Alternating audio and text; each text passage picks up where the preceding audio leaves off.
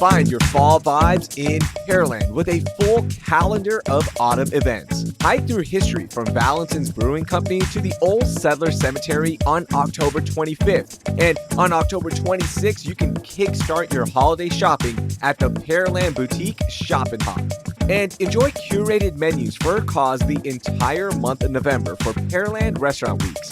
Discover Pearland this season, where charm and hospitality meet unforgettable experiences. Get all the details on these events and more at visitpearland.com/to-do. Celebrate Houston's Asian and Asian American communities at Asia Society Texas's free night market.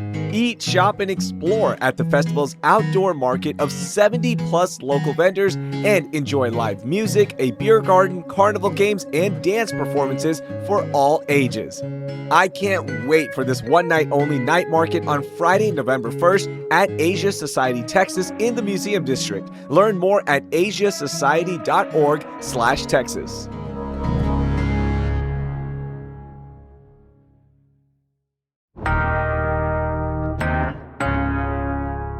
Today on CityCast Houston, the Houston restaurant scene has had some high-profile closings, but is this a trend or just a road bump in our food scene? Plus, what's the best suburb for eating out for H-Town foodies? And find out why I think it's okay to support restaurants from Austin. Let's talk food with CultureMap Houston's editor, Eric Sandler. Oh, and after the interview, our executive producer, Laura Isensee, will be joining us for a conversation sponsored by the Village School about how to research and select a private school in Houston. Stick around to learn more. It's Wednesday, October 16th. I'm Raheel Ramzanali, and here's what Houston's talking about.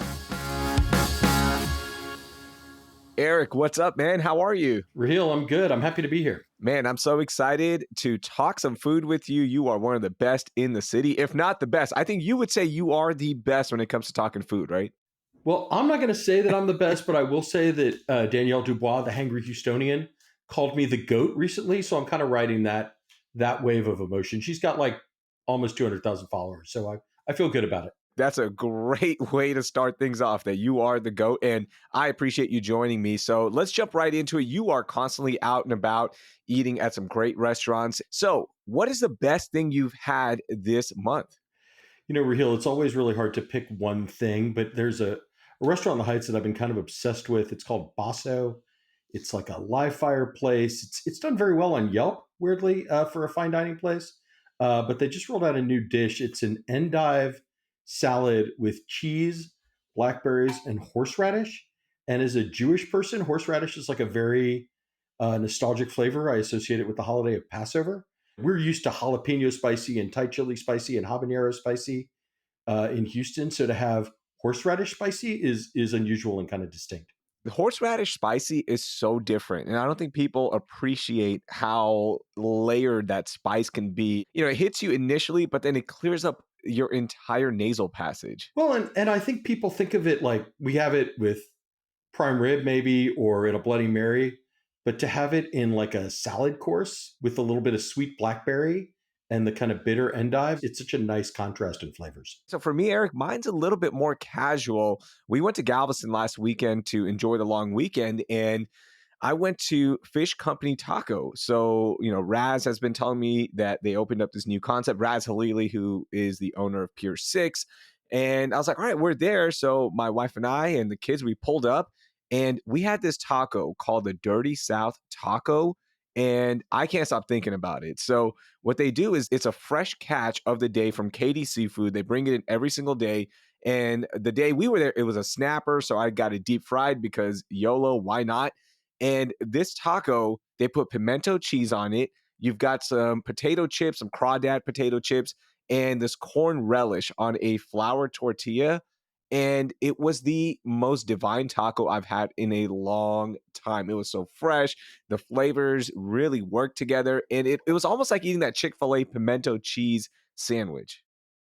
Well, I haven't made it down to Fish Company Taco yet. I know it just reopened, but I'm hearing a lot of good things. So I got to add that to my list. Yeah, definitely worth the drive. And You know what else is worth the drive? The suburbs. I think the suburbs get disrespected a lot in food, and you're up on the latest in terms of openings and where all the good eats are in the suburbs. So, Eric, I want to start with this one. What is the best suburb in Houston for food when it comes to making the drive out there? It can be the quality of food, a memorable dish. What's the best for you? Because I have an answer right now. Well, I think there's really only two right answers. And before I get into that, I just want to say, and it breaks my heart, is Sugarland.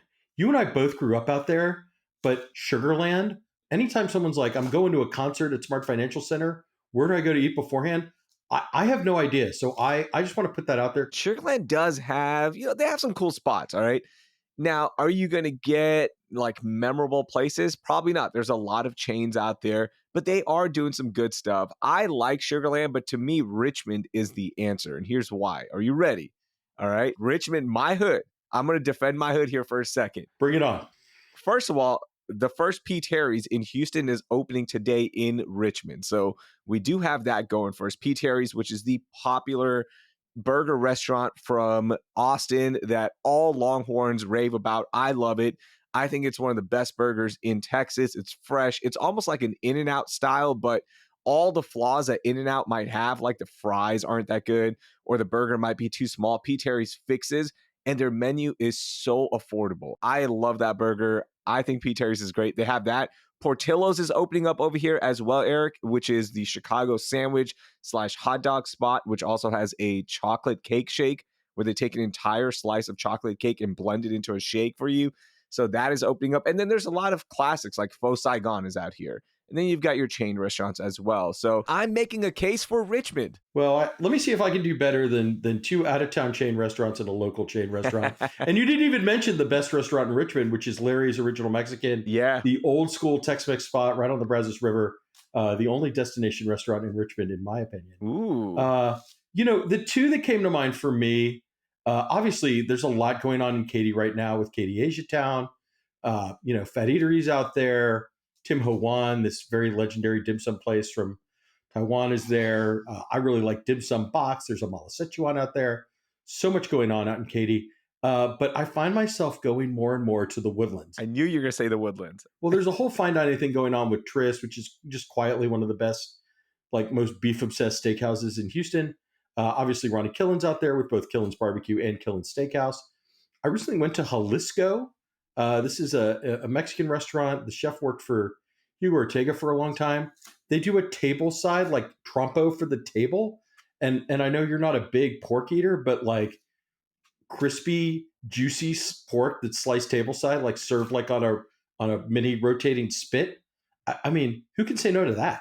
Now, the drive to the Woodlands is the only knock. Like, I get it, like, you're going to drive to suburbs, but the drive for the Woodlands is 45 minutes. Richmond is 30 minutes. Come on. Well, look, from where I live near downtown, it's pretty easy, right? You hop on the Hardy, you peace out to a podcast, and basically you're there.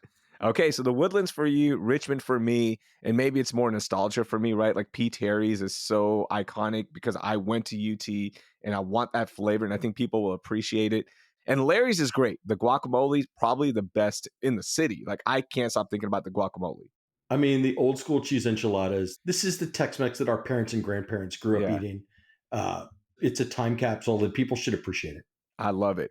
Hey, what's happening right now with restaurants in terms of closings and openings? Because it has been an interesting year. Yeah, Raheel, it was a tough summer for restaurants. I mean, between the derecho and Hurricane Beryl, restaurants could be closed for a week, sometimes 2 weeks. Their employees were affected, and people who had to repair their homes stopped spending money at restaurants. So it's been really tough. And so we're seeing some places that have been, maybe hadn't caught on the way that they expected to, or that were declining.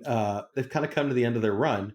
And I know the last time you did this segment, you sort of very briefly touched on Killen's STQ, but that's a really good example of a restaurant that opened to considerable fanfare in 2017 and had just been on a kind of a slow, steady decline.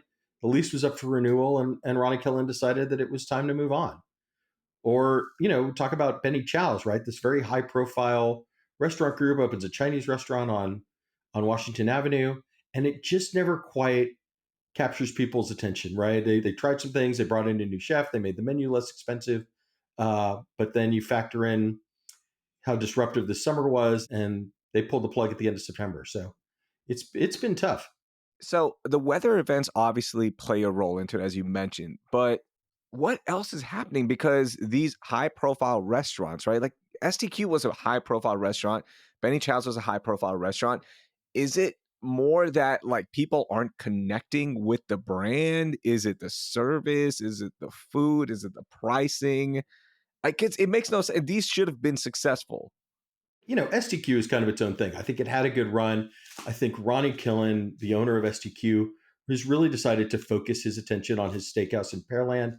He's just spent a whole bunch of money, like a new wood burning oven and new linens and stuff. And so I think he just kind of emotionally looking at the upgrades that building would need if he was going to renew the lease. I think he decided to spend his money elsewhere. Benny Chow's is a little bit more of a puzzle. I liked Benny Chow's. I think it's just Chinese food is competitive in Houston. We have a lot of options, and people kind of go to their neighborhood places, right? Either if they want a destination, they're going to Chinatown, and if they want just your kind of standard like egg rolls and beef with broccoli Chinese American food, they have a place that they already really love for that. So yeah, I think it was kind of the wrong concept. But at the same time, that restaurant group, Berg Hospitality Group, has been incredibly successful. I mean, they opened Turner's Cut, a fine dining steakhouse, earlier this summer, and they just opened a Buttermilk Baby in the Heights, which is kind of a burger spot, diner concept. I mean, every time I see it on social media, there's a line out the door. Now, Damien's also closed, which is one of the classic old school Houston restaurants in Midtown. I mean, people have been going there for ages. I know our executive producer, Laura Isensee, loved that place. So we're also seeing old school restaurants closing right now. It pains me. I mean, I grew up going to Damien's with my parents on special occasions like birthdays. And I think what you're seeing is just a changing taste, right? Like we, as a city, there's been a ton of new Italian restaurants around town, and people are voting with their feet. I mean, they're going to some of these newer options, whether it's Cultivare, which just celebrated its 10-year anniversary, or even a place like Mimo in the East End that's a new favorite of mine. I wanted to take these closings as a indictment on the restaurant scene right now, but we're also seeing a lot of high profile openings. So like, I don't know what to make of it. Inevitably there are always more openings and closings. There's still a sense of optimism. I mean, opening a restaurant is hard work and it's a really tough business, and people do it knowing that it might not work. But think about the incredible boom in openings in the kind of Memorial Spring Branch area, right? That's been underserved for years. But now we have Levi Good of Good Company just opened his new place, Credence, out there. Aaron Bludorn of Bludorn opened Bar Bludorn. The second location of Saigon Hustle just opened in Spring Branch. So, more and more people are seeing those kind of opportunities. It's tough to sort of get this into restaurateurs' minds, but not all new restaurants have to open in Montrose and the Heights or Hill. There are other neighborhoods in Houston where people are hungry and will spend money.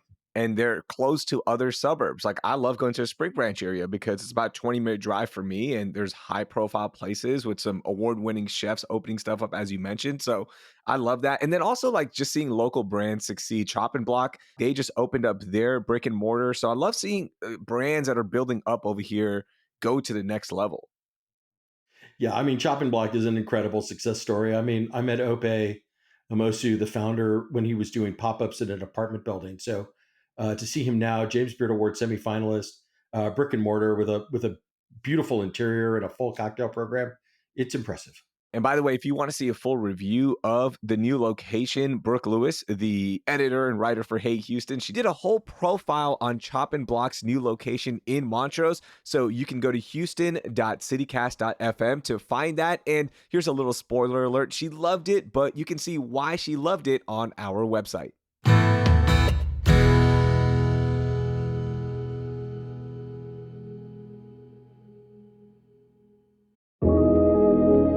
Researching schools for my kids was important to me and my wife. And if you're currently doing that, then I have another option in education beyond the traditional offerings for your family.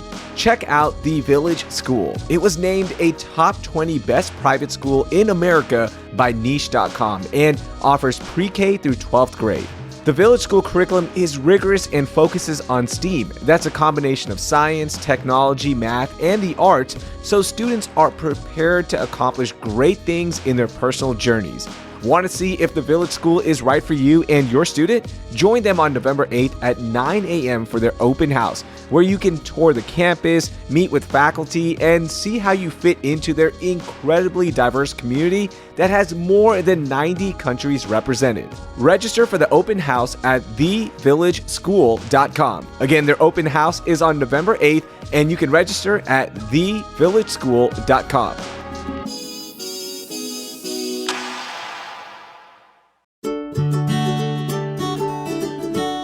Moody Center for the Arts at Rice University connects people and ideas through free art exhibitions and events. In October, the Moody's programs include Chef Chris Shepard, origami master Kyle Fu, artist Lucy Kim, and Rice University researchers in neuroscience, anthropology, and history. The Moody is one of my favorite places in Houston to find some creative inspiration, from their incredible programs like the ones I just mentioned to all of their art exhibitions on view, and of course their public art like the Terrell Sky Space, which is even more awe-inspiring with these intense fall sunsets we're getting. Explore the intersection of art, craft, and science at the Moody. Register to attend free events at moody.rice.edu. That's moody.rice.edu. And follow them on Instagram at The Moody Arts. I'll see you at the Moody. I love a good show, and right now at Stages Houston, it's a great time to grab your crew and check out their newest production at the Gordy Theater. It's a fresh take on an iconic duo, Miss Holmes and Miss Watson, Apartment 2B. It's on stage starting October 25th through November 17th.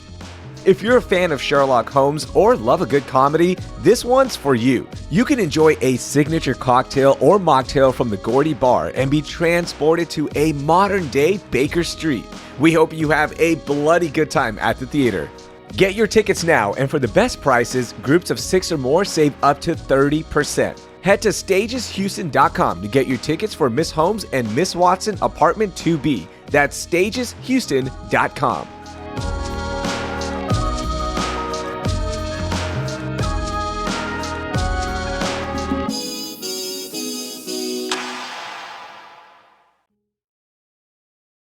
I-45 has been causing a lot of issues right now in Edo because of the expansion that's coming up. There's been a lot of community talks. There have been some restaurants that are forward thinking, and they're just saying, we're going to close up shop here because we know the expansion is going to impact us somehow, some way.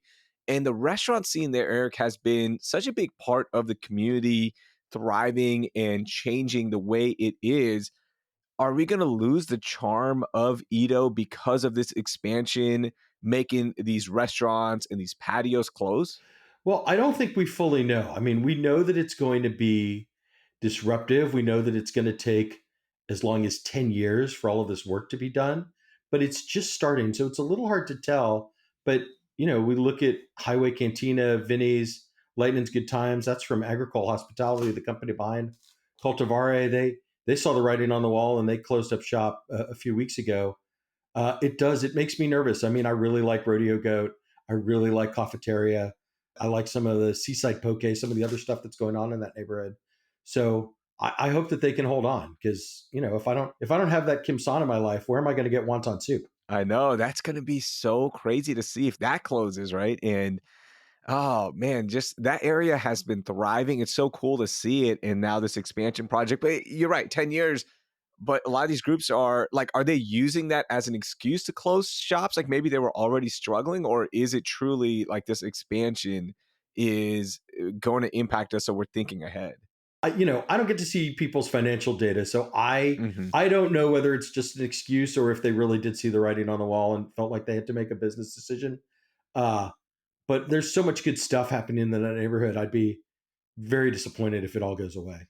All right, Eric, it's time for check, please. I'm going to end things with a hot food take from you. So give me your check, please. Tell me what is on your mind. What is a hot Houston food take we need to hear right now? Well, Raheel, since you mentioned P. Terry's, let me give you my hot Houston food take, which is that Ooh. I don't understand our collective affection for Austin based restaurants, right? Like people are freaking out about P. Terry's. They flock to Torchy's Tacos. They can't get enough of Pluckers. Like, what's up with that? We have local wing joints. We have plenty of local burger joints and plenty of local taco places that will more than satisfy your cravings. Stop patronizing Austin restaurants. Keep it local. It is local though. I'm going to fight back on this one. Here's why. It's because there's so many Longhorns and people who have lived in Austin. Hook 'em horns. That's why we all want a taste of our college years, and that's why we love them. But Torchy's was one where at the time, like when they first came here, that like craft high price taco, I don't know if many people were doing it. And it's kind of fallen off, to be honest with you. When I go to my local Torchy's, which is rare now, it's never packed. So I think people kind of are supporting the local joints over Torchy's. But I think with P. Terry's, it's because they make a really good burger. And with the decline of Whataburger right now, where their service, and this is my personal opinion, their service, their food quality, it just hasn't been the same.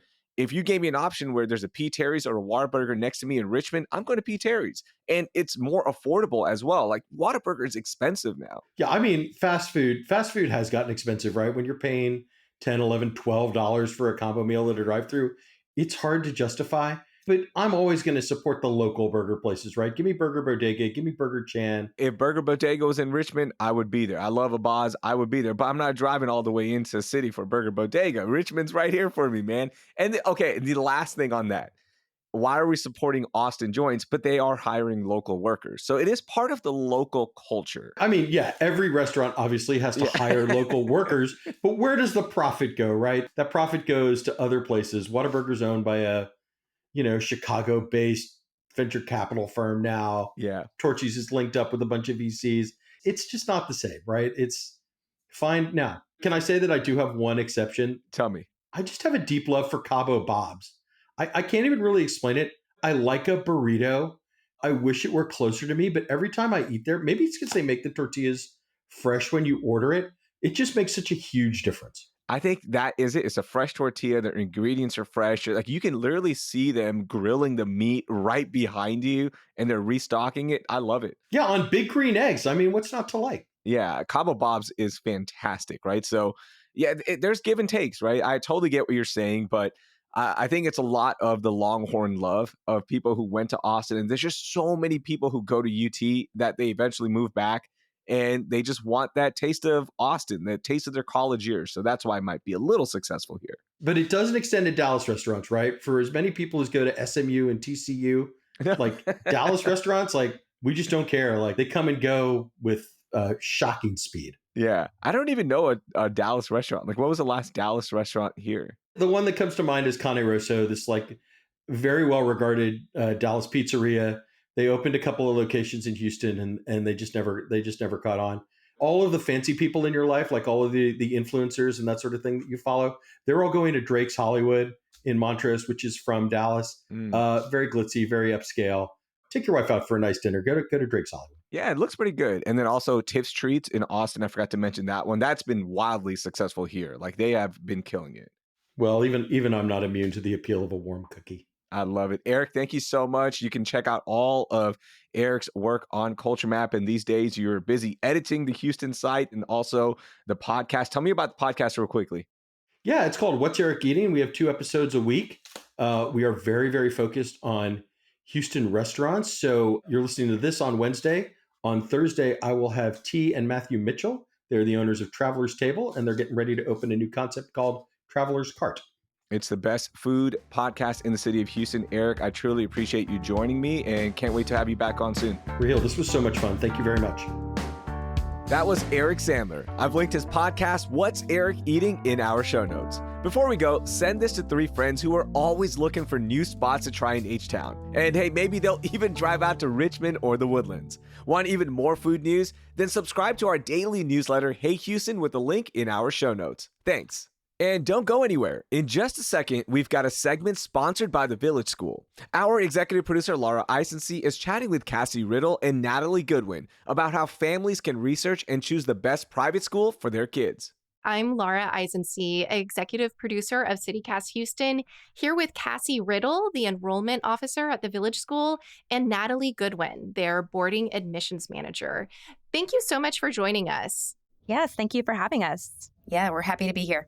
For parents who are starting the process to research and ultimately select a private school, what are some key factors that they should consider? We are very fortunate to have a wide variety of private schools across the greater Houston area. And doing the research can be overwhelming, but you just have to ask the right questions. So parents, get ready, get your pen and paper out. These are the top 5 things you need to ask. Number 1, what are your class sizes and student to staff ratio? Number 2, what is the safety and security of the school? Are there cameras? Is there police presence, 24/7 on-site security, and a visible HPD presence? Number 3, what does the community have to offer? And I'm talking clubs, internships, athletics, after-school programs. Essentially, what is there to do outside of the classroom?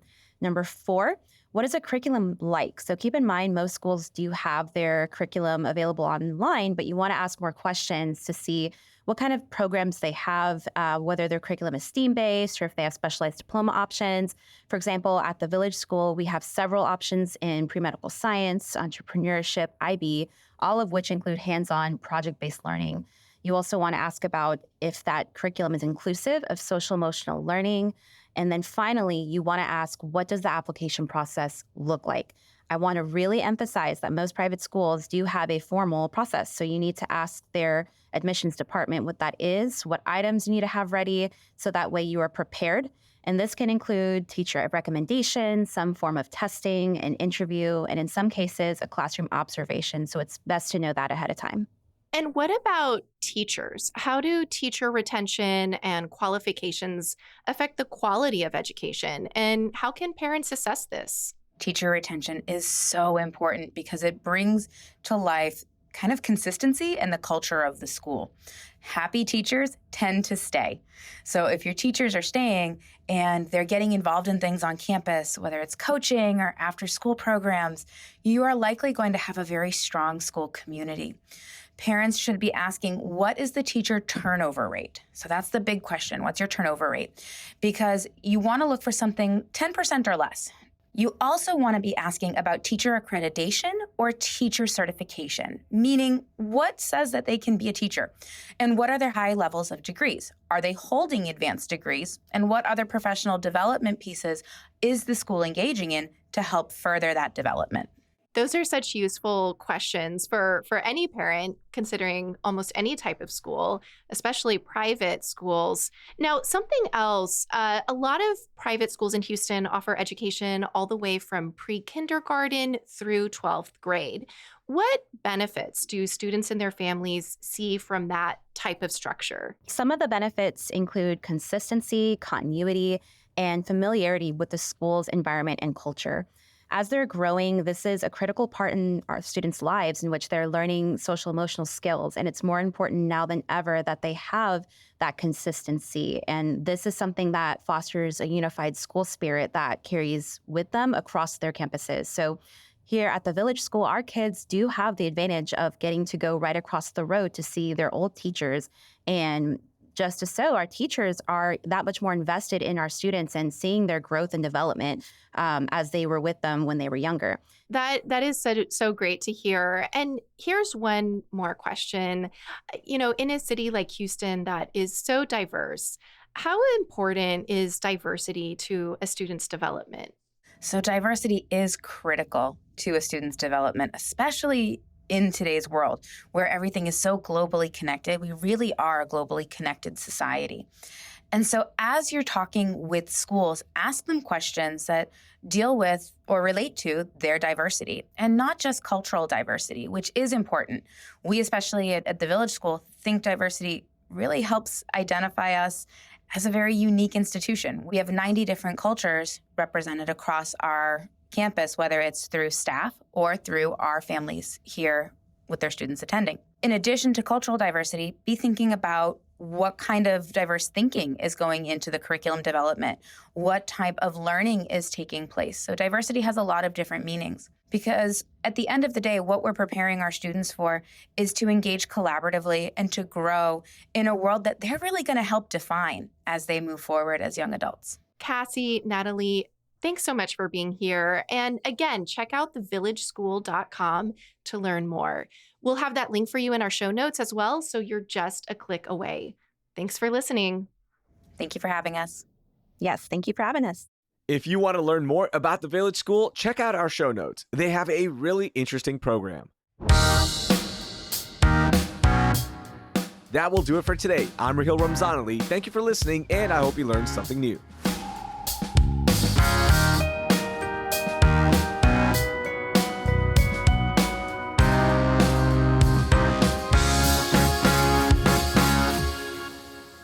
I didn't know Drake's was from Dallas. Now I'm not going. Yeah, Vandalay Hospitality Group. But you love a Seinfeld reference. How can you say no to Vandalay Hospitality Group?